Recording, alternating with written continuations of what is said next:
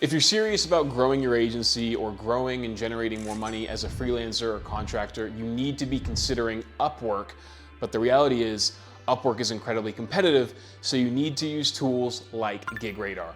In today's video, I'm going to break down whether or not this tool is still worth it and how I would recommend implementing it to make sure that it is worth it for you and your journey as either an agency owner or a freelancer. My name's Gavin. I make these videos really just for fun. In this video, I do actually have something to sell you. Full transparency. I am an affiliate of GigRadar, and my affiliate link is in the description down below. So if you find this useful and you do decide to use GigRadar, use that link. Dear God, please. Also, quick note, I use GigRadar for my own agency, and in this video, I'm gonna share some of the results that I've generated. So if you find it useful, awesome. Take everything I say though with a grain of salt, knowing that I'm an affiliate, okay? There is some bias there, but let me share with you how I've generated results, what I've done, and how I recommend generating results. Okay, I wanna start this by just sharing my screen here, just to show you that I'm not completely full of shit, and just show you some of the results that I've gotten using GigRadar. As you can see here, in the last 7 days, 102 proposals sent, 11 interviews, 2 hires.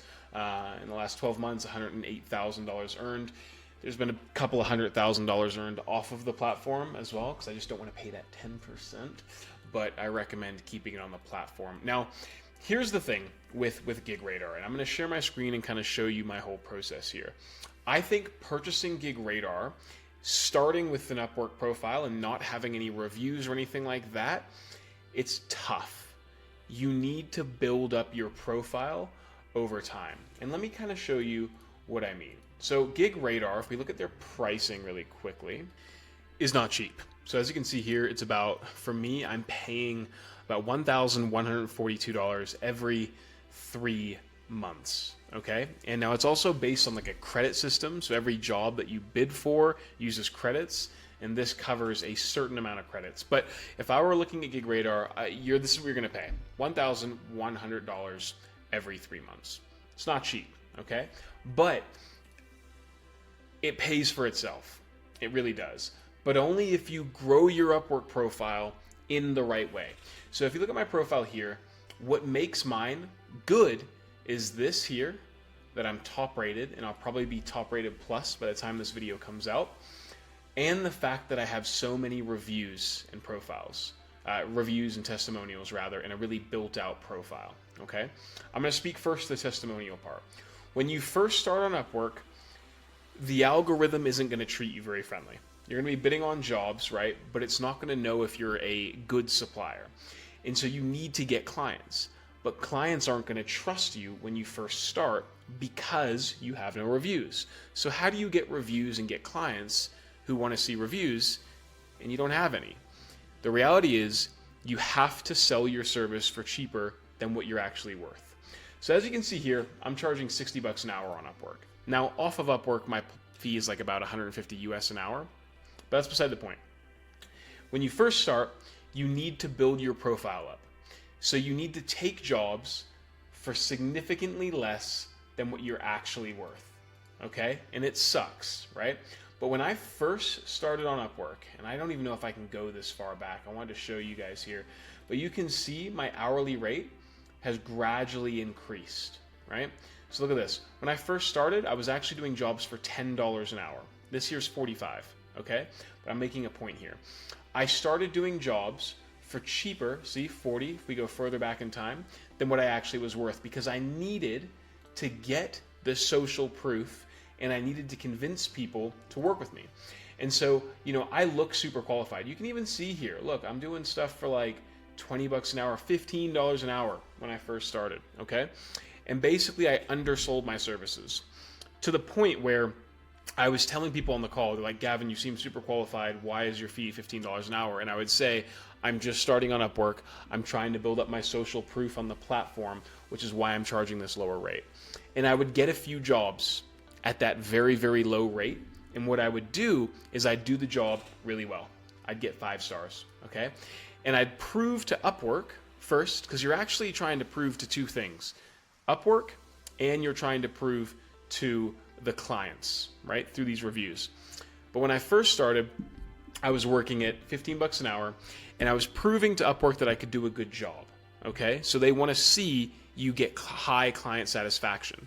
Once you get past about $2,000 to $5,000, even $10,000 in earnings on the platform, as long as you maintain your ratings, I think Upwork starts to care about how much money you make them, which is why you then gradually start increasing your hourly rate.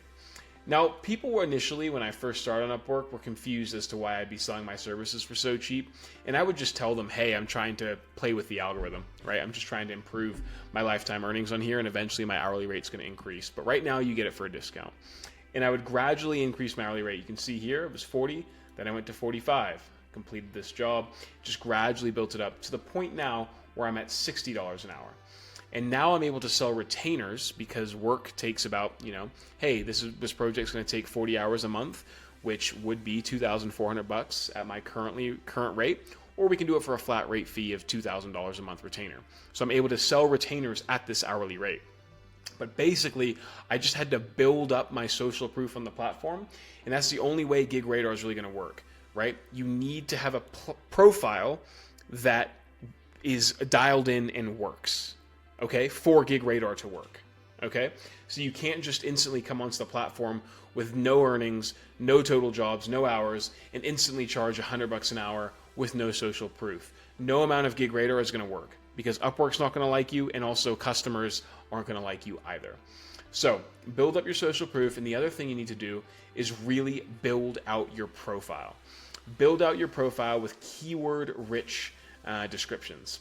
Now, I'm an email marketer using Klaviyo.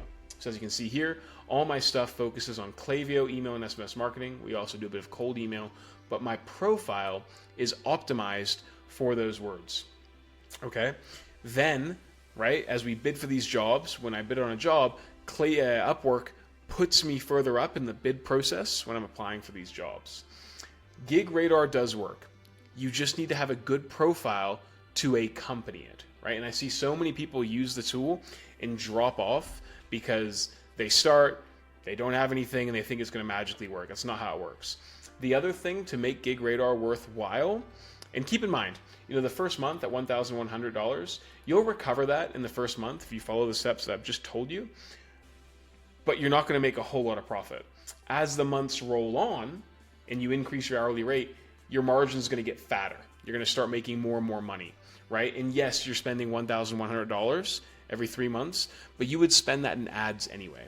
So it all kind of equals out and levels out here. The other thing is you need to make sure that your message, when you bid for these jobs in Gig Radar, because it's an automated bidder, right? It automatically applies for jobs. So if we look at the scanner here, okay, we go into here, you need to make sure that your message that you're sending people is good, okay? So we go into auto bidder. Right? I use Starter AI, and this is the message that I send. I literally just send this. Hello, I recently completed a very similar project. Can I share a loom with some ideas? Okay? I literally just send that, and I get massive response rates. You need to make sure the first message you send people is optimized and dialed in. And so when I send them that message, if they reply with yes, which about 30% of people do, I then record a video and I send it over to them. This is all I do. I don't have a very complex outreach method or anything crazy. I literally just tell them, hey, I've completed a similar project. Can I share a video of my strategy? That's it. So yes, I think Gig Radar works. It works for me. I'm using it all the time. I'm applying for a bunch of jobs. Obviously, I'm an affiliate of them, so I'm a little biased. Link in the description. But you can see this working for me. How I've made it work is by starting at a very low rate, building up my profile as time goes on, okay? And then having a very clear, simple message that goes out to everybody and just says, hi, I recently completed a very similar project. Can I share a loom with some ideas for your project? That's all I send. And then I just have a loom that I record, send it over to them, and we get on a call. It's that easy. So yes, I really do think Gig Radar works in 2025 at the time of recording, and will work in 2026. it's turned my agency around. You know, I was doing $20,000 months, and now we're doing pretty consistently anywhere between, 70 to 80, hopefully 90K this month at the time of recording. And it's because of the clients we've gotten from Upwork and GigRadar. Highly recommend it. And I recommend using my affiliate link, by the way. Use that, please. And if you have any questions, let me know. Chuck them in the comment section down below. If you like this video, subscribe. Amazing. Check out the next video. I record 3 of these every single week. I'm a beast. I'm a machine. Subscribe to my newsletter, and we'll see you in the next video.